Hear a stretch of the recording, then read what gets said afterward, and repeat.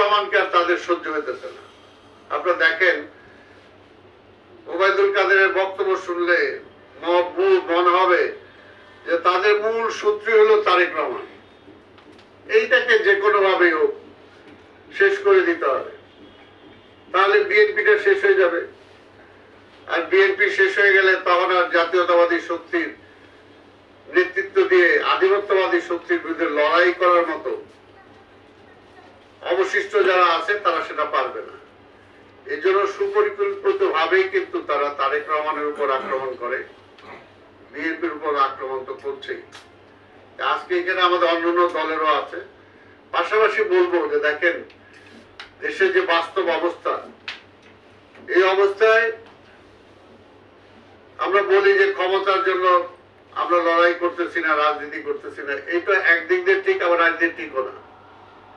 কারণ হাসিনা ক্ষমতায় আসছে বলেই কিন্তু আজকে এটা করতে পারতেছে। আর হাসিনা ক্ষমতায় আসার জন্য কি করছে?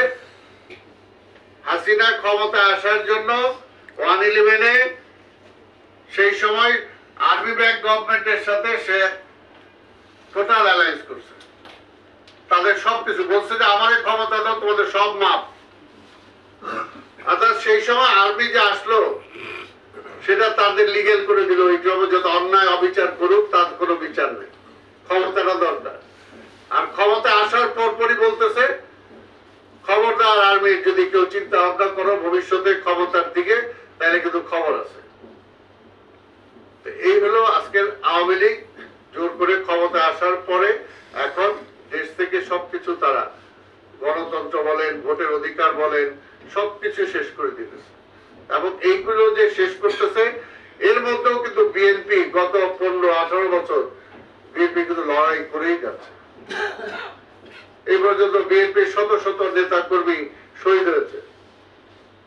আজকে বিএনপির দেশনেত্রী বেগম খালেদা জিয়া, তারেক রহমান থেকে শুরু করে আজকে এখানে শামসুজ্জামান দুদু আছে, হাবিব আছে, অনেক, আমরা কে জেলে যাই নাই, কে মামলা খাই নাই, শত শত মামলা, হাজার হাজার মামলা দিয়ে তারা বিএনপি কে ঠেকানোর চেষ্টা করতেছে। তবে এখন আমাদের, আমি সংক্ষেপে বলবো যে এখন আমাদের উপায়টা দেখেন, এই যে এই ইলেকশনের আগেও আজকে যে গরম আমি উপলব্ধি করতেছি, আজকে যে চরম একটা অবস্থা আবহাওয়ার উপরে, এটাকে নিয়ে বাংলাদেশে যে প্রাকৃতিক সম্পদ রক্ষার বামদের একটা কমিটি আছে। সুন্দরবন নিয়ে যখন ওরা ওই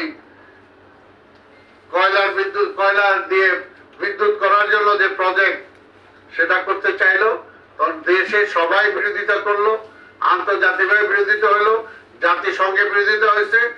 সেই সময় এই তেল গ্যাস রক্ষাকারী যে কমিটি, কি নাম আমি জানি না এক্স্যাক্টলি, জাতীয় এই রক্ষা কমিটি, জাতীয় বিদ্যুৎ, সেই সময় তাদের সেই আন্দোলনটাকে সমর্থন করে বিএনপি একটা সমর্থন দিলাম, আমরা প্রেস রিলিজ দিলাম, তাতে অনেকের হাতে ঘা লেগে গেল।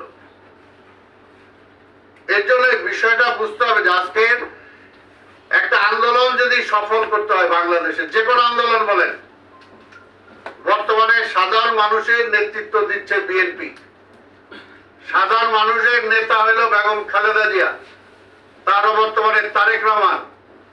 কাজে বিএনপি কে বাদ দিয়ে কোনো আন্দোলন সফল করা যাবে না বাংলাদেশে, আর সেটার জন্য তারেক রহমানকে বাদ দিয়েও করা যাবে না।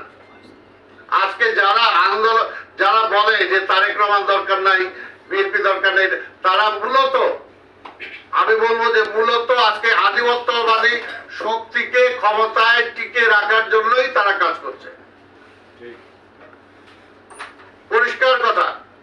আজকে যারা বলে, একই বলে, কয় না শেখ হাসিনা ঠিক আছে, বাকি সব চুরি করতেছে, অনেকে জায়েজ করার চেষ্টা করে। আরে ভাই, উনি যদি ঠিক থাকে তাহলে বাকিরা চুরি করে কেমনে?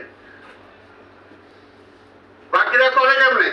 কাজে এখন সব কিছু বাদ দিয়ে একটা হলো যে আমরা বলি যে ক্ষমতার জন্য লড়াই করতেছি না, কিন্তু আবার ক্ষমতা না পাইলে এই আধিপত্যবাদী শক্তির কে হটানোও যাবে না, এবং সেটার জন্য দরকার সবাই একসাথে আসা এবং একটা জায়গায় আসা।